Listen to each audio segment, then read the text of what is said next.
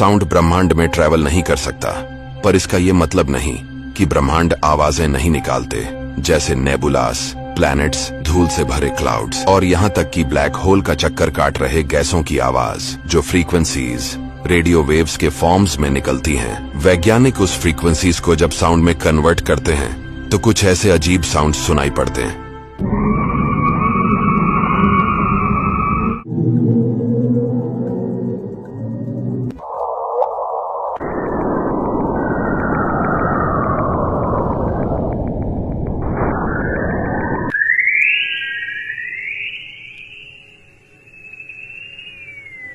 आपको इनमें से सबसे अच्छी साउंड किसकी लगी?